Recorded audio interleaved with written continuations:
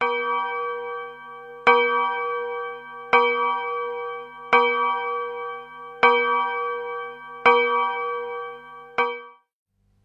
fiangonana malala ho ampitomboina ao aminareo hatrananeny fahasoavana sy ny fiadanana avy amin'Andriamanitra ray sy Jesosy Kristy tompontsika ary ny firaisana amin'ny fanamasina. Hidera sy ankalaza ary voninahitra an'Andriamanitra isika amin'ny fiarahana mamaky ny salamo 7:20 andininy voalohany ka hatramin'ny fahaenina. Salamo 7:20 andininy voalohany ka hatramin'ny fahaenina. Arahany hira 420 amby valonjato andininy voalohany faharoa fahaefatra. Hira 420 amby valonjato andininy voalohany faharoa sy ny fahaefatra. Mitsangana ary andesika hidera sy anome voninahitra an'Andriamanitra amin'ny fiarahantsika rehetra mamaky ny salamo 7:20 ny andininy enina voalohany manao hoe: Jehova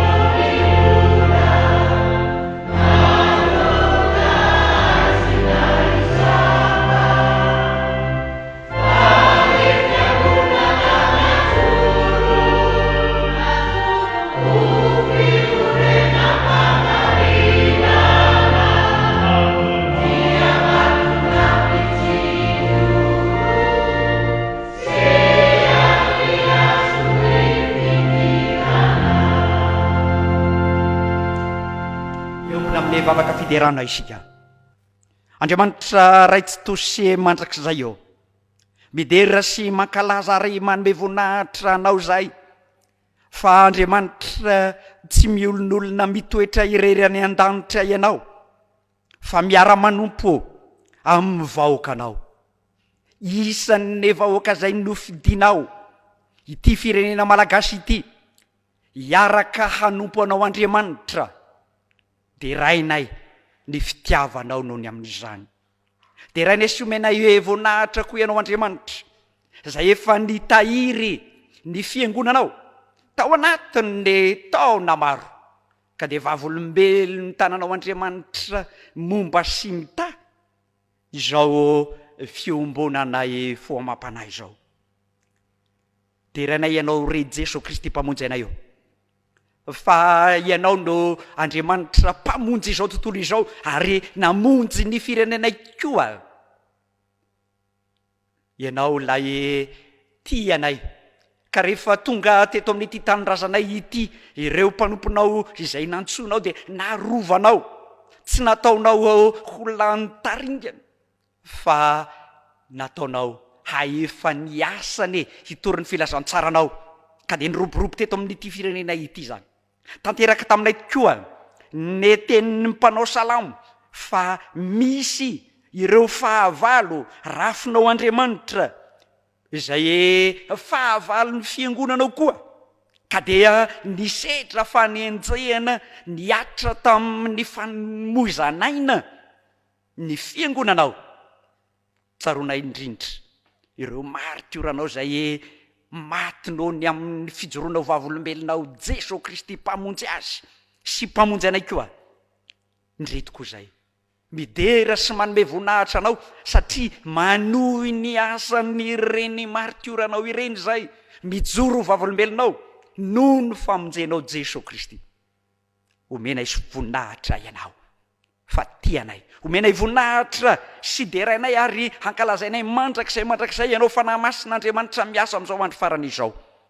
Fa ianao fanahy masina no hery-monina sy miasa ty anatinay tsirairay avy, mamelombelona ny fanahinay ianao, ka zaonay mankalazanao amin'izao fotoampivavahana izao. Hoanitra kasitranao ane ny fotoana rehetra tanterahanay, ary naiza naiza iongonany roa na telo amin'ny anaranao toko sy fanantenanao anay fa eo afovoany ianao. Halleluja, amen. Petraka ianareo. Re havana malala de tonga eo amin'ny fotoana hankalazana ny tenin'Andriamanitra isika.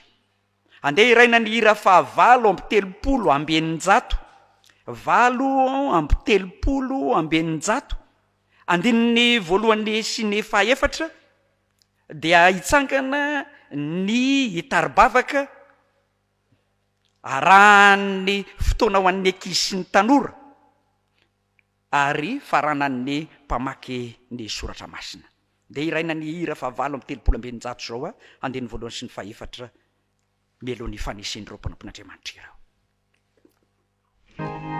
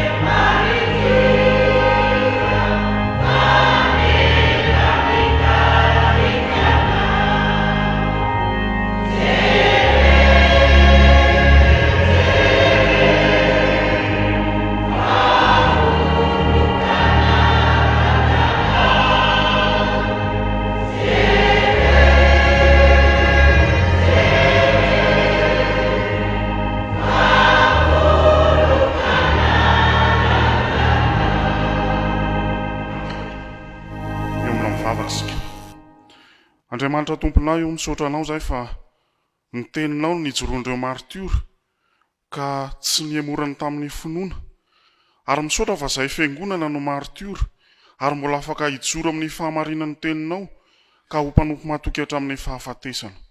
Dia misaotra anao zay fa afaka handray ny teninao ankehitriny. Dia hitombo amin'ny finoana zahay andeha araka ny sitraponao ary mangataka ny asan'ny fanahinao aminay tsiraray afo handray ny teninao. Hijoronay hatrany ho vavolombelonao ary anehoanay fa velona ianao, mahery ianao, miasa ianao ka tsy misy asakana. Dia mitendrena tompo fa mihaino izay mpanomponao. Amin'ny anaran'i Jesosy Kristy ilay teny tonga nofo. Amen.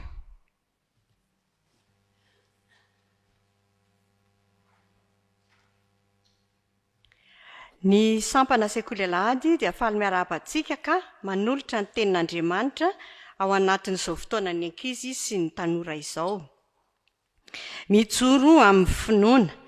Ny Martiora rankizy azo lazaina hoe olona nijoro tamin'ny finoana fa naharitra tamin'ny fahafatesana izy ireny na inona fanenjehana nahazo azy. Fa ho jerentsika kosa hoe manahoana ny ankizy rehefa mijoro amin'ny finoana. Andeha ho sokafantsika amin'ny Baiboly ao amin'ny Romanina toko 1 ka ny 2:20. Dia le tapany voalohany ihany no vakitsika. Romanina toko 1 ka ny 2:20 tapany voalohany. Vakitsika amin'ny anaran'i Jesosy manao hoe fa tsy menatra ny filazantsara aho satria herin'Andriamanitra ho famonjeny izay rehetra mino izany.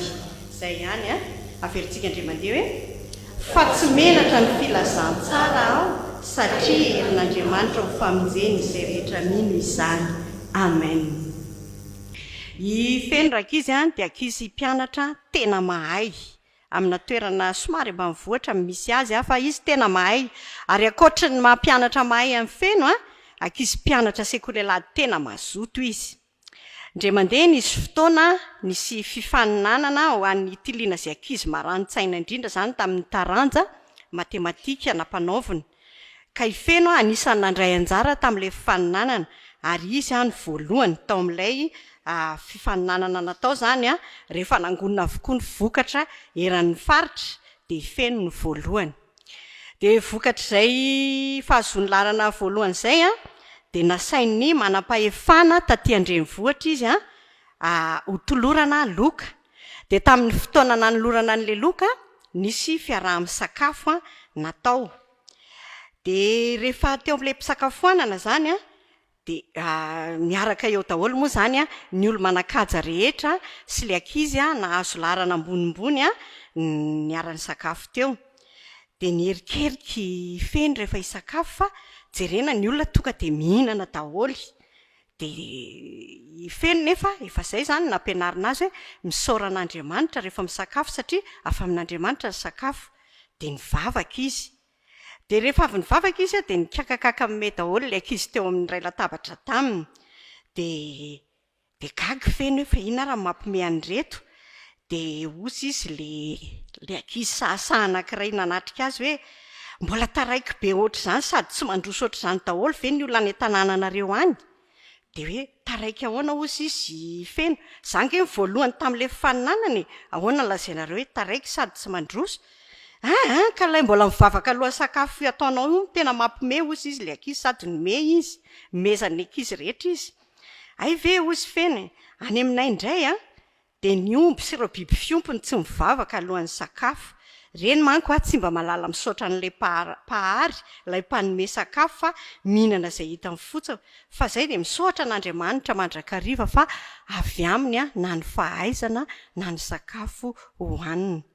Dia toy izany rankizy ohatran'ny feno mijoro mandrakariva amin'ny finoana na aiza misy ary samy teny sy manohitra izay rehetra manany ihany sy mandrapiraby azy noho izay fijoroany amin'ny finoana izay. Dia ho an'Andriamanitra irery ihany ny voninahitra. Mbola harivavaka isika. Dia misaotra anao zahay Jesosy fa nampianarinao anay fa mila mijoro mandrakariva amin'ny finoana izahay na mbola zaza ary dia afaka mijoro vavolombelonao any amin'izay rehetra lehanay ihany. Dia amin'ny anaranao Jesosy no nanaovana mivavaka izany. Amen.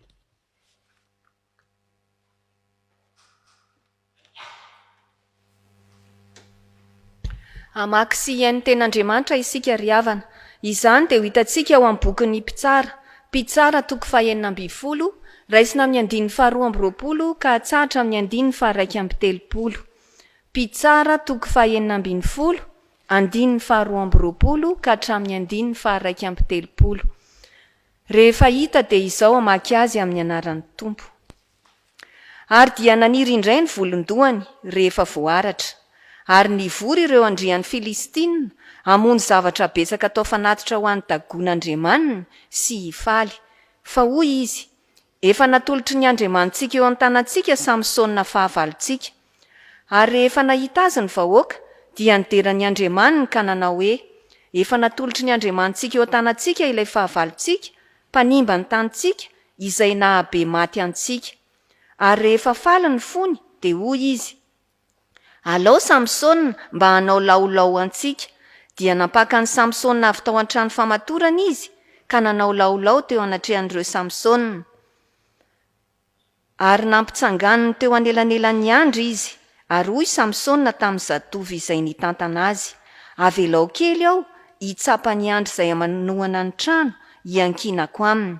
Ary feno lehilahy sy vehivavy ny trano, ary tao ireo andrian'ny Filistina rehetra, ary teo atampo-trano koa nisy lehilahy sy vehivavy tokony ho 3,000 izay finaritra nijery an'i Samsona nanao laolao.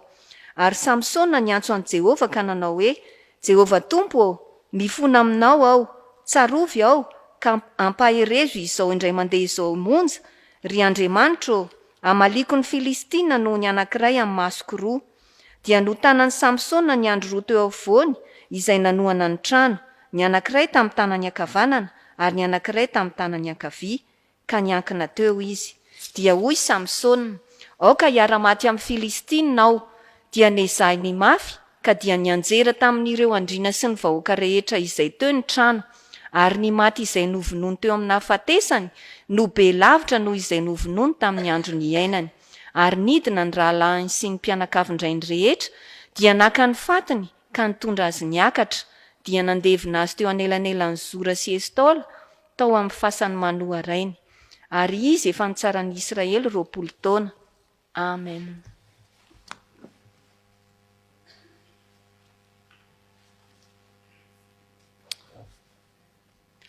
Hotoizantsika ny famakiana ny tenin'ny soratra masina. Filazantsara araky ny Jaona, toko faha 12, andininy faha 13 ka hatramin'ny faha 13. Filazantsara araky ny Jaona, toko faha 12, andininy faha 13 ka hatramin'ny faha 13. Vakina amin'ny anaran'ny Tompo. Ary Jesosy namaly azy hoe, tonga ny fotoana ankalazana ny zanak'olona. Lazaiko aminareo marina dia marina tokoa, raha tsy latsaka ao amin'ny tany ny voambary ka maty, dia mitoetra foana izy, fa raha maty kosa izy dia avokatra be.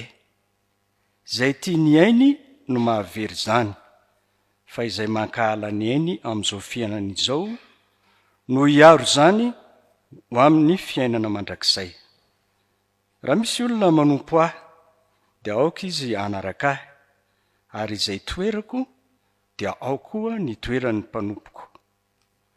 Raha misy olona manompo ahy, dia ankalaza azy ny ray, ankehitriny ny mangorory ny fanahiko. Ary ahoana no lazaiko? Ray eo, vonjeo aho ho afaka amin'ny ty ory ty, nefa izao no ny aviako ho amin'ny ty ory ty.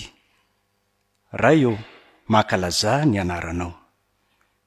Dia nisy feo avy tany an-danitra nanao hoe, efa nankalaza azy aho, ary ankalaza azy indray. Ary ny vahoaka izay nitsangana teo ka nahare dia nanao hoe, kotrokorany zany, hoy ny sasany, anjely no niteny taminy. Jesosy namaly ka nanao hoe, tsy noho izao no nahatongavan'izany feo zany, fa noho ianareo. Tonga ankehitriny ny fitsarana izao tontolo izao. Ankehitriny ny andrianan'izao tontolo izao no horoaina. Ary izaho raha sandratra hiala amin'ny tany dia hitaona ny olona rehetra anatona ahy. Izany no lazainy anambara izay fahafatesana efa hiaretany. Amen.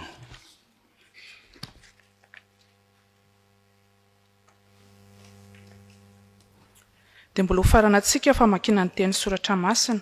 Izany dia ho hitantsika amin'ny epistily 2 ho an'ny Koritianina. Koritianina 2 toko 1 15 ka hatramin'ny 20. Koritianina 2 toko 1 15 ka hatramin'ny 20. Izao namaky azy amin'ny anaran'ny Tompo. Fa tsy tianay tsy ho fantatrareo rahalahy ny amin'ny fahoriana izay nanjoanay tany Azia. Fa novesarany indrindra mihoatra noho ny zakanay izahay, ka dia efa nafoinay na dia ny ainay aza. Eny, tsy nanapo izay ho velona intsony izahay, mba tsy hitokianay amin'ny tenanay fa amin'ny Andriamanitra, izay manangana ny maty any. Ary izy no nafaka anay tamin'izao fahafatesana izao, ary mbola nafaka ihany, eny, izy no antenainay fa mbola nafaka anay koa. Satria anareo koa miara-miasa ho anay amin'ny fivavahanareo mba hisaorana ny maro ny aminay noho ny fahasoavana azonay tamin'ny nataony maro. Amen. Ray masino manamasinana ny teny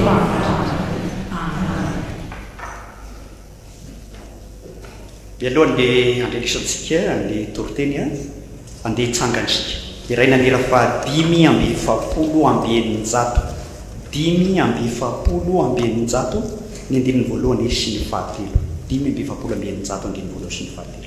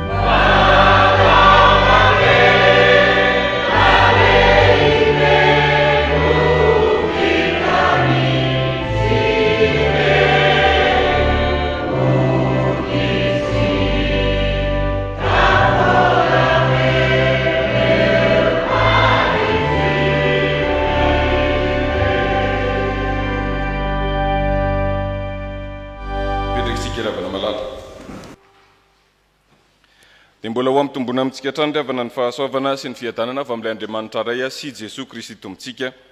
Amen. Sokafan'ny baibolitsika ao amin'ny Koritianina 2. Koritianina 2 toko 1 ny 15 ka hatramin'ny 20. Koritianina 2 toko 1 ka ny 15 ka hatramin'ny 20.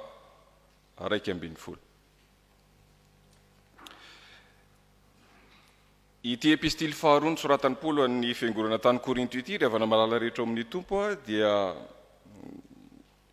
nosoratany tany amin'ny taona 750 tany ho any. Ary any Filipi Paolo apôstôly manoratra an'izao taratasy izao. Zany Filipi zany dia tanàna anankiray any Makedonia. Aza donona fa i Grèce dia nizara roa teo amin'ny fotoana izay nanjakan'ny Romanina. Ny eny avaratra dia antsoiny hoe Makedonia ary ny taty atsimo dia natsoiny hoe Akay. Akay no nisan'ny Korinto. fa Philippi kosa dia tany Makedonia. Any Makedonia araka zany any Makedonia Paoly apôstôly araka zany amin'ilay tanàna antsoina hoe Philippi no manoratra an'izao epistily zao ho an'ireo kristianina tany Akay any Korinto. Io taratasy izay nosoratany io dia valikafatra izay navalon'ny Paoly an'ireo kristianina tany Korinto rehefa naheno vaovao nahafinaritra izy avy any Korinto noentin'ny Titosy. Dia namaly izy dia nasainy nalefa any Korinto ilay taratasy dia io izy tonga eto ambany masontsika io ary io izy izay toriny amin'ity fotoana miavaka eo amin'ny fiainan'ny fiangonana ity indrindra eo amin'ny tantaran'ny Martiora. Ny anton'ilay taratasy rehefa namalala rehetra amin'ny tompo dia nanehoany Paoly apôstôly ny fifaliany, nanehoany ihany koa ny mahazava-dehibe ny fiaretana malona ny fizahan-toetra isan-karazany izay tsy maintsy lalovan'ny kristiana. Zany fizahan-toetra zany dia tsy vahiny amintsika satria Jesosy Kristy efa nanomana antsika fony mbola teto tany izy dia efa nilaza tamintsika efa misy fotoana ho zahan-toetra isika. Raha miatry tsika ilay lohahevitra izay amin'ity volana ity dia ilay hoe Mijoroa amin'ny finoana, ny valim-panontaniana izay tediavintsika zany na koa hoe ny fanontaniana izay ho valitsika dia ny hoe toe-tsaina manao ahoana marina tokoa moa zany no tokony hananantsika kristianina mba hahatonga ny olona ilaza hoe tena kristianina ireny ary hamarina ny fijoroantsika tokoa amin'ny finoantsika. Toe-tsaina manao ahoana no tokony hananantsika ka lazaintsika efa mijoro amin'ny finoana. Raha izao taratasy hoe mbany masontsika izao rehefa namalala rehetra amin'ny tompo no hotoriana amintsika dia mizavatra anankiroa farafahakeliny ny azontsika ifampizarana.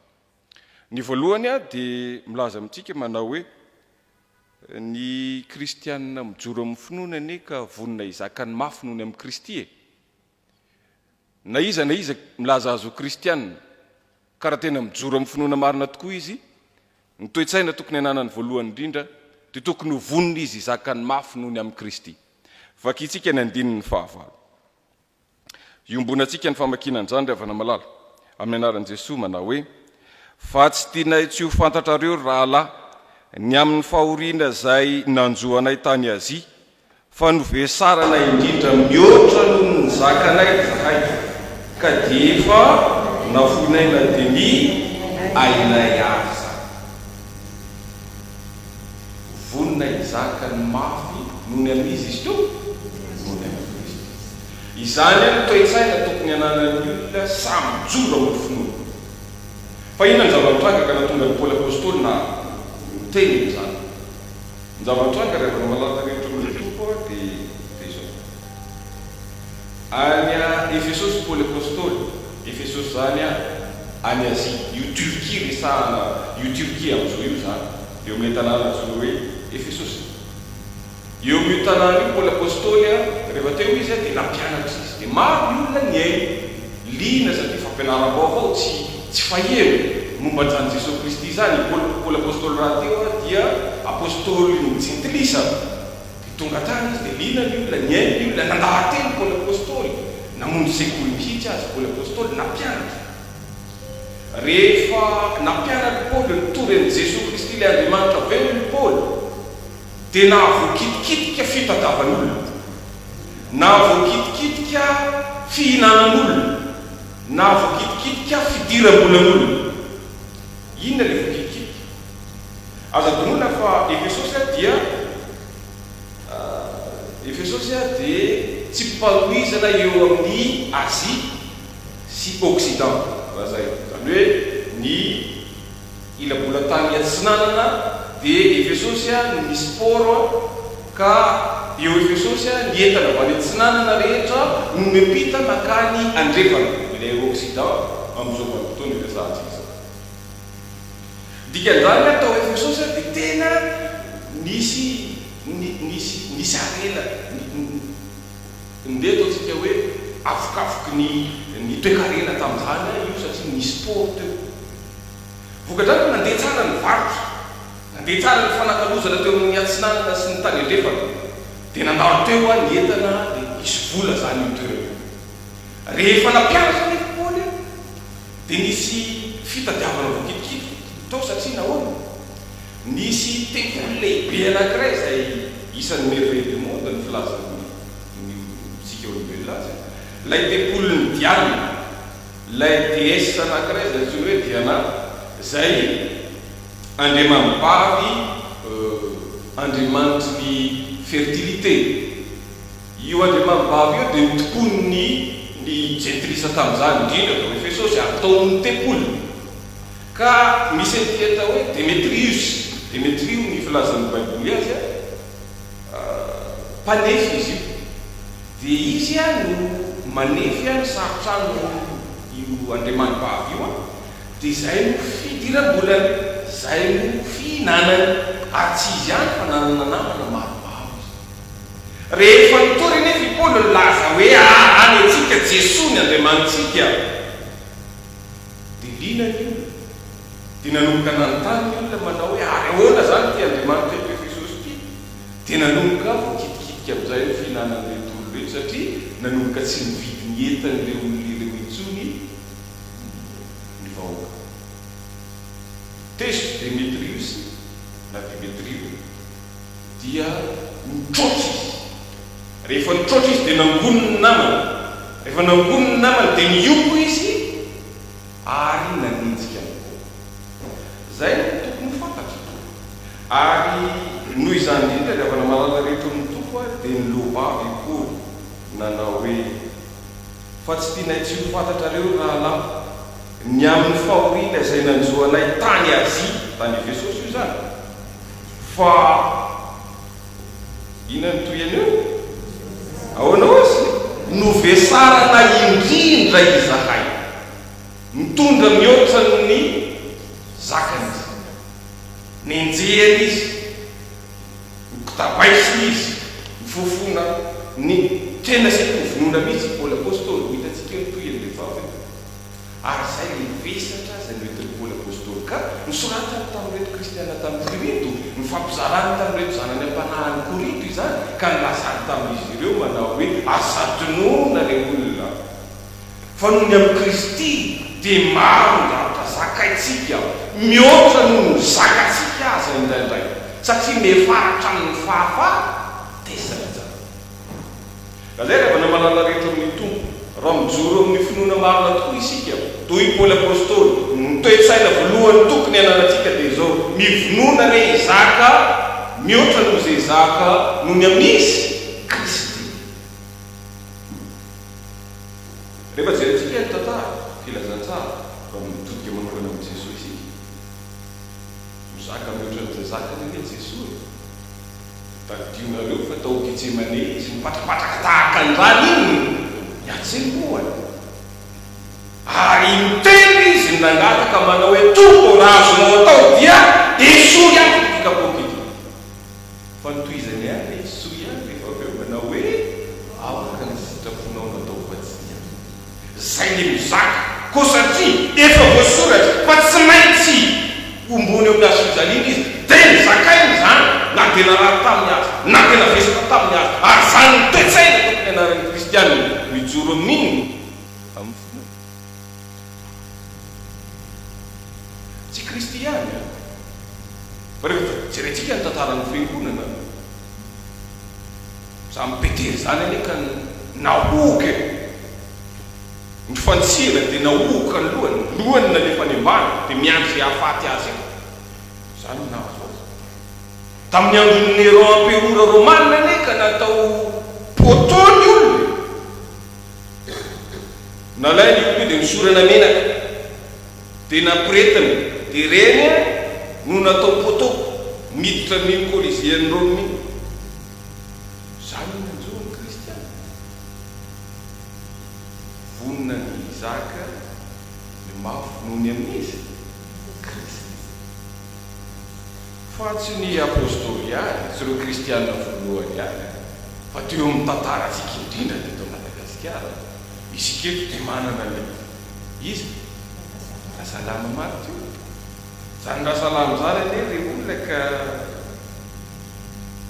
mivesatra n'izay tokony mivesarany ny zakan'izay tokony tsy mora ne zany mifatotra mandritry ny alina zany ary tsy mora ne miveritreretana hoe za rehefa fatoreto raha piso maraina dia ovinony mba antsika saretsaina ve ny atitsaina zany olony zany tamin'izany fotoana hiatrika ny fahafatesana izy fatorana izy fa ny zakainy azy zakainy azy rehavana malala rehetra amin'ny tompo tokony iverintsika andinika tsara fa reny ray aman-drentsika teo aloha reny tena mijoro tamin'iny biaizany atsika ny lalana ny diaviny rahasalama Martiora zao raha makano Jerosalema tsika ny lalan'ny azo fijalinana koa hoe lalana nataonan'i Jesosy Kristy ny azo fijaliana iny hatran'ilay toerana namboana azy tamin'ny azo fijaliana dia tena vita madio tsara ary idiram-bola ho an'ny tanàna hoe iny ene lalana ny diaviny Jesosy alohany amboana azy teo amin'ny azo fijaliana viady doloris ny anaran'izany lalana ary biaizany viady doloris ny rasalama le Martiora voalohany ndreky fiangonana taranaka zany Martiora zany ino zany lalana zany feminy izy zao bozana ny amin'ny olona zany viady dolorisiny Jesosy zany madio tsara ary tena rehareany mihitsy teo zany Jesosy zany nandia teo ny dia tongony zay manaraka n'io lalana io dia manaraka ny lalana ny diaviny Jesosy ny tsika to akominy zany fiangonana tsika to aza donona fa ny anaran'ny zany rasalama zany ny hatrany Angletera misoratra misy fiangonana ny Angletera misy plaque commémorative ao anatin'ilay fiangonana satria gaga ireo anglisy niaraka tamintsika ty no ny amin'ny finoana zany vehivavy zany dia nasiny plaque amin'ny fiangonana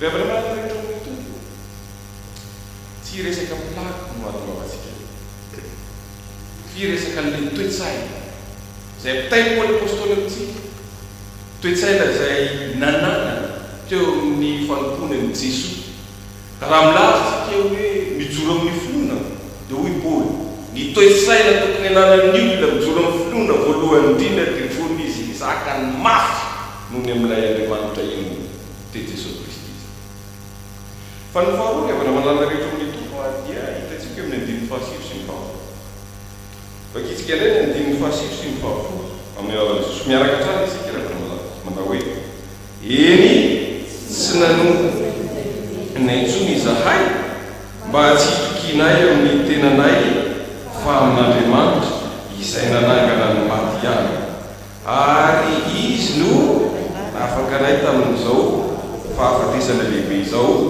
ary mbola nafaka ihany eny izy no atenainay fa mbola nafaka anay koa ny toetsaina faharoa koa l'apôstôly raha tena kristiany tsika mijoro amin'ny finoana marina dia zao vonina ny itoky amin'Andriamanitra fa tsy amin'ny tena vonina ny itoky amin'Andriamanitra fa tsy amin'ny tena fa manino koa no samy laza zao no antony avakalaza rehefa voakikika araka ilay voalaza teo ny fidiram-bolany Demetrius dia niantso ireo namany mpivarotra izy ikony anakorotana anelingely andrava ny fitoriana filazantsara nataon'ny Paoly tany Efesosy rehefa mikorotany njara fitoriana filazantsara nataon'ny Paoly apôstôly io koa satria no fihinanany olona ny kikidianao zany hoe sakafo miditra ny vavany olona ny loharano ny vola mankarena entiny mamelona ny zanany karakara ny fananany entiny manambona ny zay mba tokony ho am-bavany no voakidikitika dia tezitra ny olona ao anatin'izany fahatezerandany olona no fofamono ny Paoly apôstôly sy ny namany rehetra rehefa ny fofamono ny Paoly apôstôly nefa reto tarika Demetrius reto dia nanirakolona Andriamanitra anala ny Paoly apôstôly tao sy ny namany dia tafatsoka tao izy niala tao izy raha ny marina nefa dia tokony ary zay no tonga ny Paoly apôstôly mampiasa le teny hoe eny tsy nanam-po izay aninona zareo ho velona intsony zareo tsara mazava tsara zany tenin'ny Paoly zany tsy nanam-po ny ho velona intsony Paoly noho ny amin'ilay korotana noho ny amin'ilay grevy raha amin'izao fotoana izao ny resantsika azy na araky tenintsika tanora dia noho ny amin'ilay sakoroka ny amin'ny fitorina ny filazantsara no mifakahalan'ny olona fitorina ny filazantsara satria nafokikitika ny fihinany dia tena saika nofono amin'ny olona teo Paoly apôstôly saika maty zany Paoly apôstôly fa noho ny amin'Andriamanitra dia naninona ihany zay velona zany ny toe-tsaina faharoa dia avy ny malala rehetra amin'ny tompo dia izao raha mijoro amin'ny finoan'io isika dia tokony hivoniny sika hitoky amin'Andriamanitra fa tsy hitoky velively na rovina amin'ny tenantsika satria nahoana isika ny vitsy noho ny maro e tsy ananako ny atotanisy fa raha tena isaina ane hoe firy ny kristianina eto Madagasikara raha ny marina vitsy ihany tsika fa mbola marina tsy mino ny Kristy ary raha tena ataony tokoa raha ho raikitra tokoa ny ndeha ataontsika hoe raha misy ny fanenjehana vitsy anisy tsika ka raha mihevitra tsika fa nitanjakintsika na ny heritsaitsika na ny herim-batatsika no etintsika hiaro tena aza mieritreritra no tafavoaka zany fa manam-bola ohatrinona moa ianao ny hevitra andresy ny volany hafa tsy tononoko fa fantatrareo ny tiako tenany ianao aza saina manao rakitraky sy adidy kely io ohatra ninny ery ny vavanao ny ny hafa ne ka mitobaka ohatra ny ranomasina ny volany ary ampiasainy ny azy gaga ianao rehefa aveo tampotampoka eo misy fotodrafitrasa ngeza be anofanany azy ametrahan'ny olony sy ny sisa aza mihevitra mihitsy fa ianao ny mazana indrindra fa vitsy noho ny maro ianao ary zay no tonga ny Paoly apôstôly ny teny hoe soa ihany ary tsy nieritreritry ny iantehitra amin'ny tenanay izahay fa Andriamanitra ny ianteheranay satria izy any aminy misy ny fiainana raha nieritreritra ihany koa ampiasa fahalalana i Paoly apôstôly dia olona manam-pahaizana eny tokoa mety manam-pahaizana ary manam-pahaizana sika kristianina saingy zao tsy resaka saina mihitsy ny mitranga eto fa resaka fihetseham-po ka tsy olona vonina ny ifanakalo-hevitra nanao ady hevitra ny fanandrina ny Paoly apôstôly eto fa olona hoentin'ny atezerana noho ny amin'ny satria voakitika ny fitadiavana zay no zava-mitranga eto ka tsisy dialogue azo atao mihitsy tsisy fanerasera tsisy fanakalozana azo atao mihitsy fa ny aza vetrany dia zao io ny olana tonga dia vonoy ny olana alao ataovy zay atseho an'io intsony manjary tapaka ny fihinananay tsy manak-hoanina intsony izahay tsisy hividianana an'izay mba sahaza ho anay isan'andro izahay tsisy ho angonina hiatrehana ny ho avy izahay alao eo io zany ny zava-mitranga zay no natonga ny Paoly apôstôly ny teny hoe teny efa saiky maty zahay ary tsy nanam-po mihitsy zahay ny ho velona fa noho ny amin'Andriamanitra ny mbola mahatoy zao anay ary avana malala rehetra amin'ny tompo vonina ny toky amin'Andriamanitra sika fa tsy amin'ny herin'ny tenatsika tsy manana olona firy akory ianao raha ny isa no resaha vitsy sika mihoatra noho ny hafa ary tsy hanana vola ohatrinona akory ianao noho ny hafa tsy hananatsika zany ny adidy kely io azy imenimenomatsika ary tsy hanampahaizana manahoana akory isika satria tsy resaka saina no resaka eto fa resaka fihetseham-po raha jerentsika amin'ny Jesosy Kristy zany raha vako malala nanomboana an' Jesosy Kristy teo amin'ny hazo fijalinana ka resaka fihetseham-po Plato ane nilaza fa tsy hitany zay hanamelohana an' Jesosy raha saina ny resaha avoe daholo ny resaka ara-dalàna rehetra ny lalàna rehetra entiny ilazana fa meloka io olona io dia ozy Plato manasa tanana fa tsisy ninona azo ananjehana azy raha ny lalàna no resahantsika fa ozy ny olona omeo anay Barnabasy fa omboy izy fihetse-po fotsiny zany oeti-kafanana sy oetin'ilay onja fotsiny ny olona dia lasa zao voaomby tamin'ny azo fijaliany Jesoa. Ny nahazo ny rasalama Martiora ane ka tsisy ny antony ara-dalàna andefonana azy. Fa natonga azy le fonina ane ry olona ka resaka tsy fivavahan'andro alahady, tsy fiasan'andro alahady.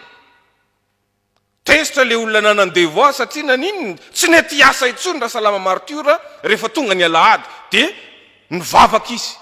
Marina tokoa fa ny lalàna velona tamin'izany fotoana tamin'ny andron'ny ranavala voalohany dia nandrara ny fivavahana kristiana. Ka rehefa nitereny i rasalama Martiora hoe miasa ianao ny andro alahady fa tsisy alahady andro masina zany dia tsy nety izy. Zay ny antony namonoana azy. Firentsika misamano an'izany so. Efa kafotsiana ravana malala. Samijoro tahaka zany amin'ny finoana izay ananany eny fa na dia ho tonga hatramin'ny famoizana ny aina aza. Fa ny aina dia an'Andriamanitra. Ravana malala rehetra amin'ny tompo vonina ny toky amin'Andriamanitra isika fa aza mitoky velively amin'ny herin'ny tenantsika na ny fahaizantsika na ny fananantsika. Fa misy foana ny mena ambony ny mena, tsy ampafiry ny arenanao, tsy ampafiry ny fahalalany hafa ny fahalalanao, ary tsy ampafiry ny tanjaky ny hafa ny tanjakao. Fa Andriamanitra no antaherana. Zay ny atsika. Ary zay ilay mijoro amin'inona? Amin'ny finoana. Samsony ny zanany efa niposirin-drareo ny masony. Inona tsony moa no antenainy Samsony?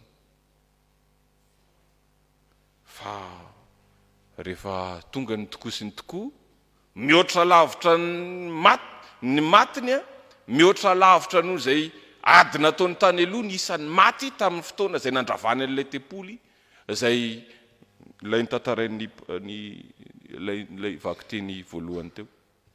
Potika rava ny tanàny, be dia be ny maty, aman'arivony ny maty teo. Tamin'ny andrinan'ny Filistina sy ny sisa maty teo. Zany rehefa miankina amin'Andriamanitra isika. Na dia ao anatin'ny fahalemeny azy. I Samsony zany hoe tsy mahita intsony ny masony, fa mbola navita namono olona be dia be izy. Ohatr'izay rehefa miankina amin'Andriamanitra isika. Marina fa azo heverina ho marefo isika reheto amin'ity tanindrazantsika ity raha ny isa sy ny sisa ny tantaraina. Fa rehefa tena miantehitra amin'Andriamanitra isika, dia zay ny mahamarina an'ilay teny hoe fa ny heriko dia tanterahana amin'ny fahalemena. Ravana malala rehetra amin'ny tompo raha fehesika ny afatra ho atsika dia izao. Mampianatra atsika Paoly apôstôly, ilay apôstôlin'ny jentilisy, mampianatra atsika hijoro amin'ny finoana izy. Ary raha hijoro amin'ny finoana zany tokoa isika dia toetsana anankiroa i Paoly apôstôly ny tokony hananantsika. Ny voalohany dia ny vonina hizakany mafy isika noho ny amin'ny Kristy. Ary ny faharoa dia vonina ny toky amin'Andriamanitra isika fa tsy hitoky amin'ny herintsika. Amen. Izany ny sitrapon'Andriamanitra ary havana malala rehetra amin'ny tompo, ka hoy isika miombana amina hoe sambatra ny mahitsy lalana izay mandeha araka lalana Jehova, sambatra sy ny vaovambelona ka mitady azy amin'ny fony rehetra. Amen.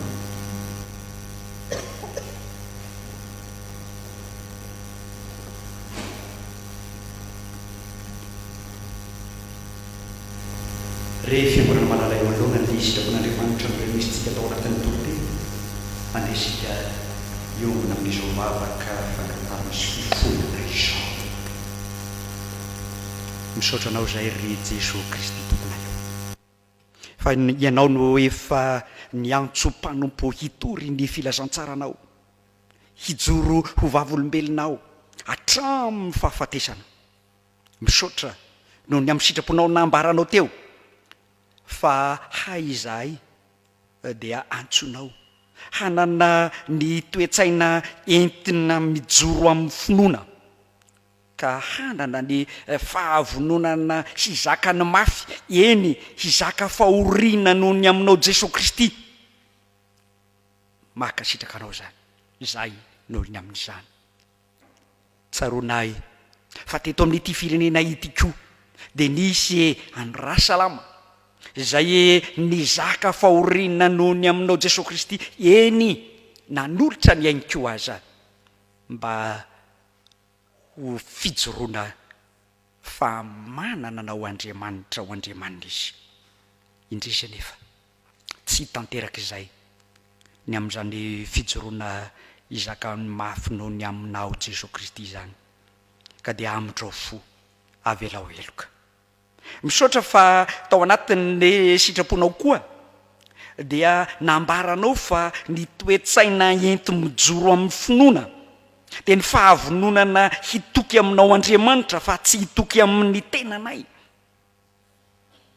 makasitraka tompo fa zava-dehibe izany tsaroanay tokoa ny sarenohatra anrahanao anay fa tahaka ny zanak'ondry eo ampovoan'ny ambody zay misedra olana maro sambihafa ny fanenjehana kanefa dia asainao hitoky aminao Andriamanitra fa ny herinay tokoa de tanteraha ny herinao de tanterahana amin'ny fahalemenay tsy tanteraka tamin'izany zay tompo amindrao fo de avy ela heloka ambonin'ny zany zavatra rehetra zany dia tsisy miafina aminao ny fiainanay rehetra efa nandika ny didinao masiny zay avy ela helokay amin'ny anaran'ny Jesosy Kristy la mpamindra fo la efa nanolotra ny ainy teo amin'ny azo fijaliana amonjena anay no anaovana izany vavaka fifonana izany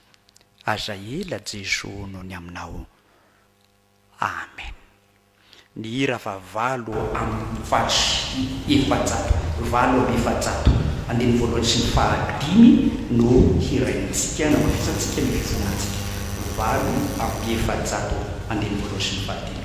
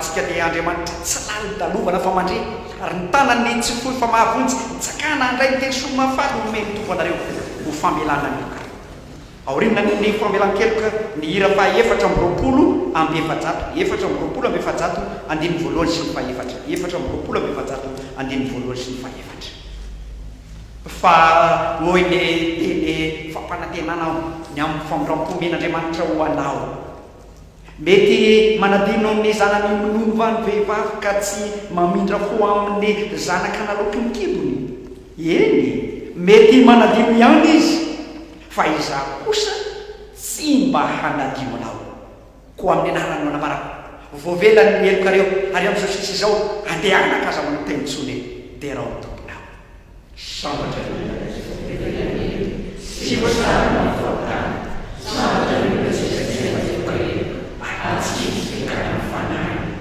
Amen.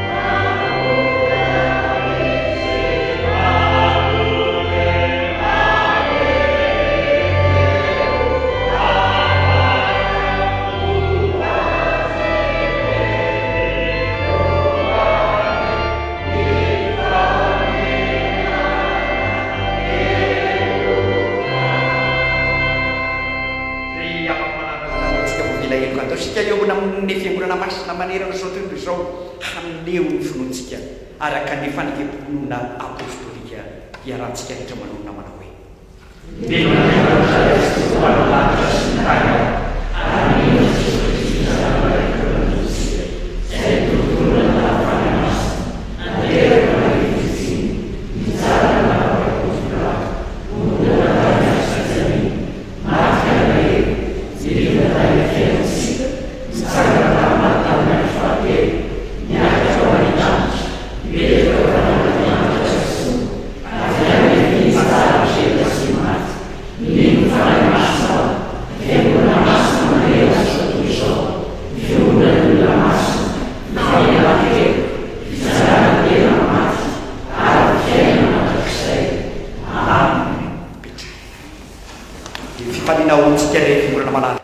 ny andre ny hafatra avy amin'ny komity zay manatanteraka izao Fanompoampivavahana izao dia ny komity fanorenana ny Tsangambaton'ny Martiora.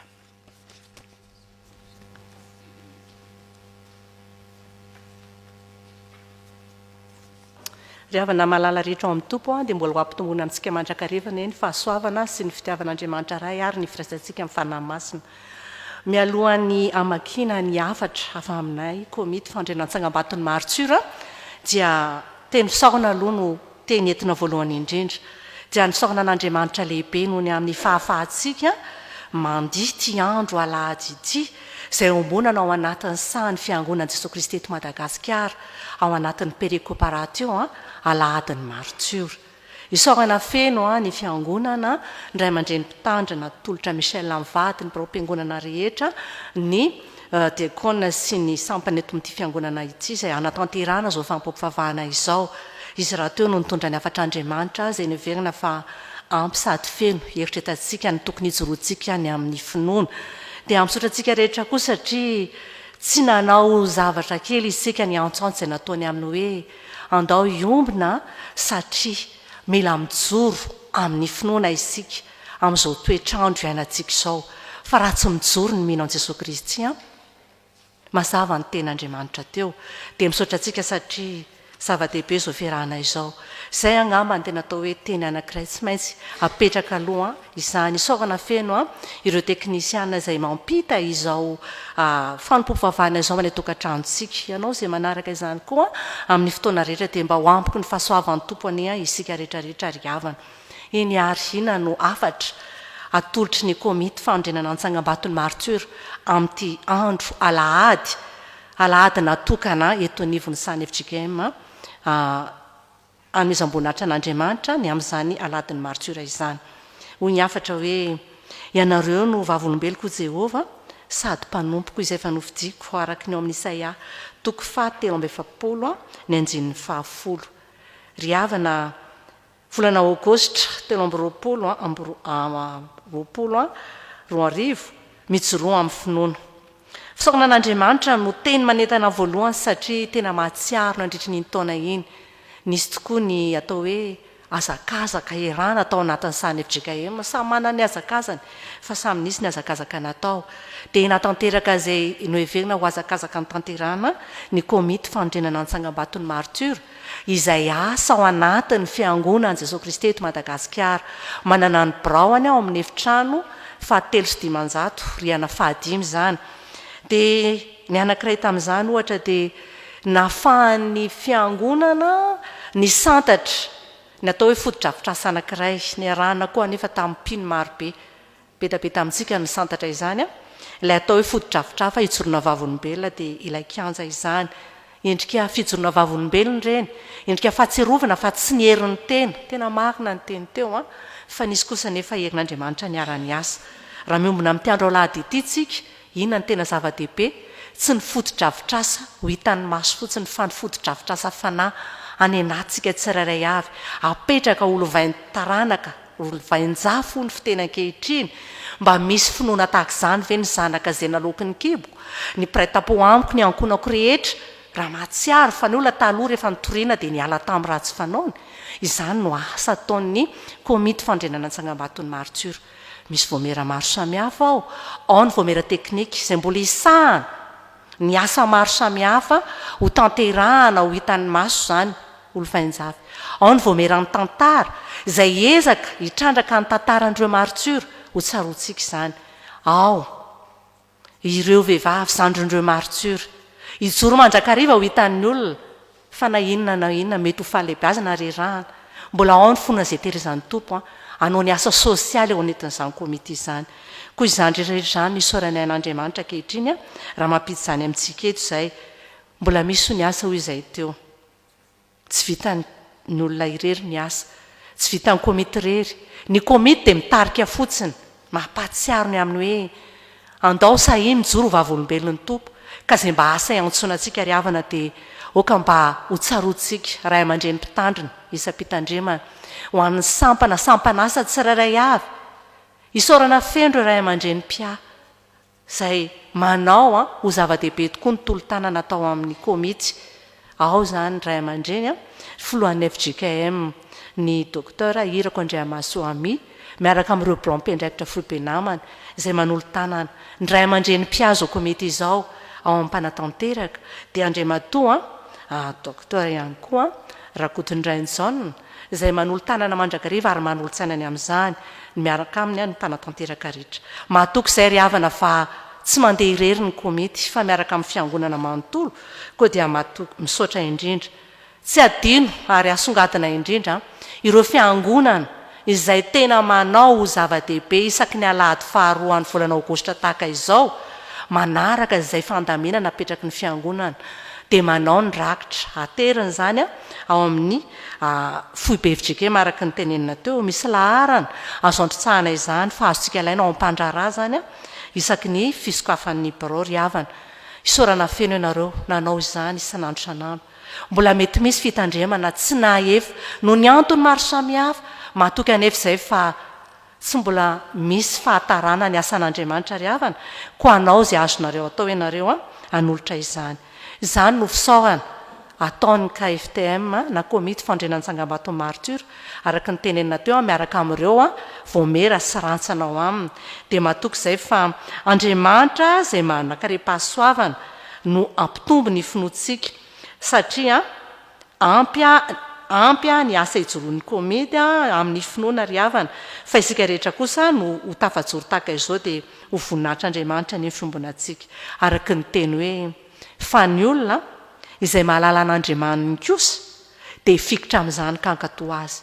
Amarino ary fa mahatoky an'Andriamanitra tsika ary mahalala azy tsara ka hifikitra ka hanao izay rehetra ijoroantsika eo vavolombelona teo an'Andriamanitra irery ny voninahitra. Amen.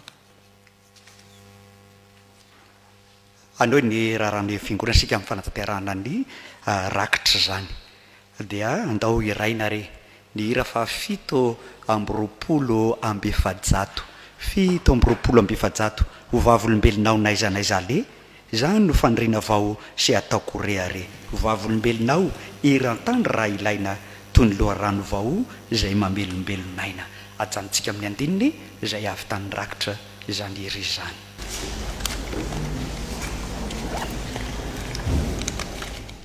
Amen.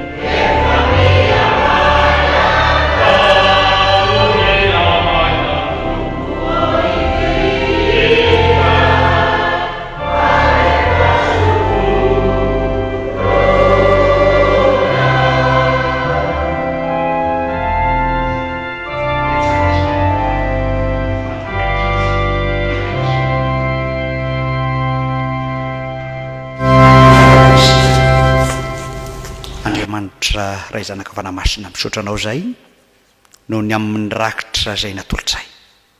Ianao Jesosy Kristy nanolotra ny tenanao ho famonjenanay. Raha salama Martiora sa maty hijoro vavolombelonao, izay ko dia manavao ny fanolora-tenanay hijoro hatramin'ny farafofonanay ho mpanomponao. Tanterahanay amin'ny endriky ny rakitra izany fanolora-tenanay izany raha iso hoanitra kasitranao. Amen. Petraka ianareo.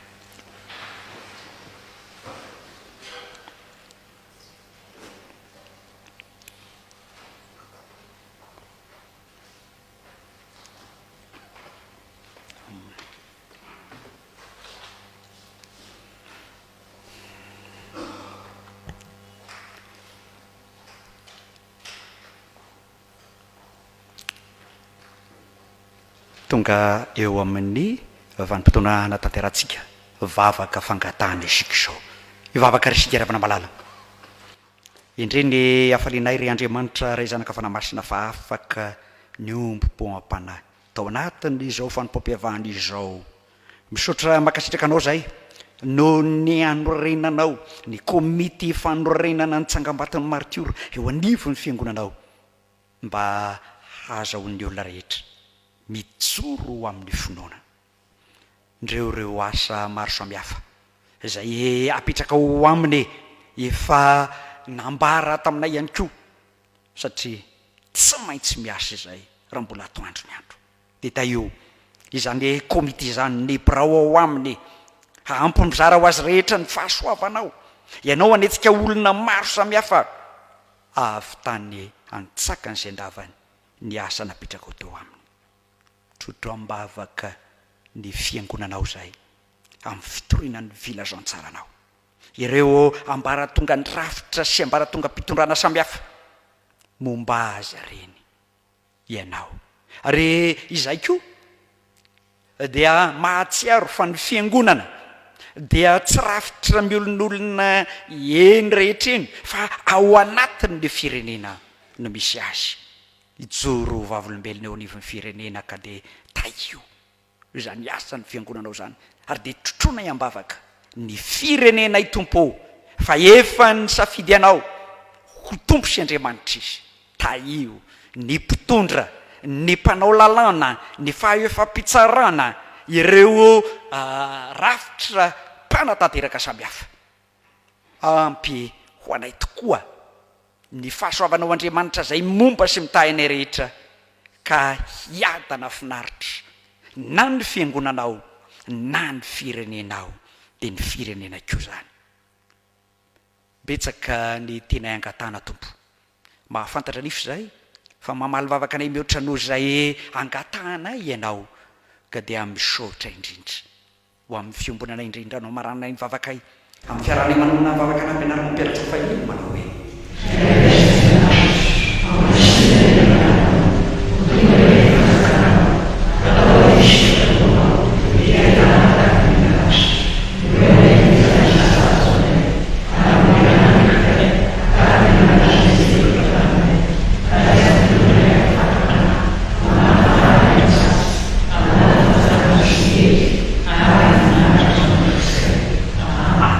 Tsangana andeha marina iso fotoana izao isika iray nanira fa 5 amby 30 ambienijato 5 amby 30 ambienijato andeha ny voalohany sy ny fahefatra dia atolotra ny tsotra.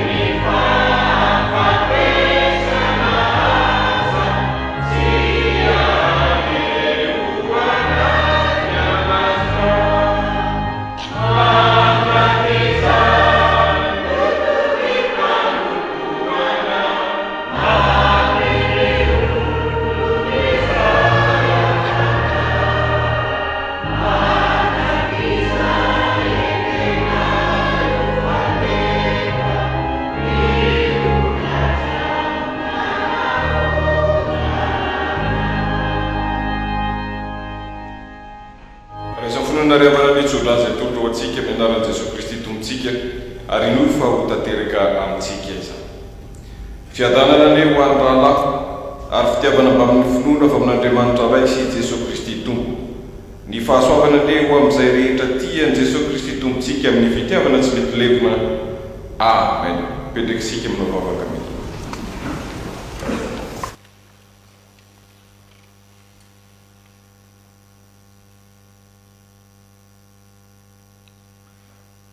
Ho an'Andriamanitra irery ihany ny voninahitra amin'ny anaran'ny Ray sy